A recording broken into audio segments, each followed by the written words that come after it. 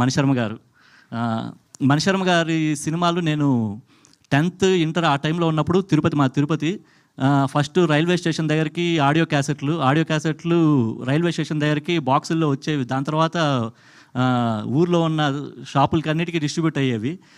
కానీ నేనేంటంటే ముందు ఫస్ట్ నేనే వినాలి అనేసి అని చెప్పని ఉదయాన్నే రైల్లో నుంచి ఆ పెట్లు అవి వచ్చిన తర్వాత ఫస్ట్ రైల్వే స్టేషన్ దగ్గరే షాపులు ఏవైతే ఉంటుందో అక్కడికి వెళ్ళిపోయి డైరెక్ట్ క్యూలో నిలబడుకొని ఫస్ట్ క్యాసెట్ కొనుక్కునేవాడిని. అంత పిచ్చి మణిశర్మ గారు అంటే.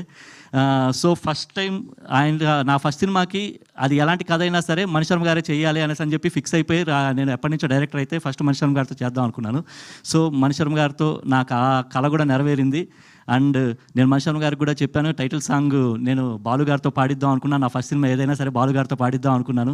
సో బాలుగారు లేరు, సో అట్లీస్ట్ చరణ్ గారితో అన్న పాడిద్దాం అనేసి అనుకున్నాను. సో ఆ కోరిక కూడా నెరవేరింది.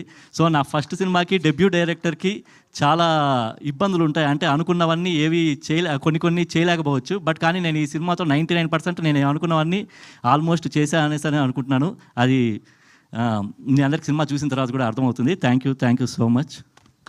అండ్ ఎస్పెషల్లీ మర్చిపోయాను, మా డిఓపి మధు. సో తను కూడా డెబ్యూయే. కానీ అది మీకు విజువల్స్ చూసిన తర్వాత అది కూడా మీకు డెబ్యూ లాగా అనిపించదు. తను ఇక్కడ కనబడ్డు కెమెరా వెనక ఉంటాడు. So thank you so much. So cinema అప్పుడు కెమెరా వెనకాల ఉండి ఇప్పుడు కెమెరా వెనకాలే ఉంటున్నారా? But all the very best అండి. December 12th మీ డే అవ్వాలని మనస్ఫూర్తిగా కోరుకుంటున్నాను. నేను అవుతుందని గట్టిగా నమ్ముతున్నాను. అండ్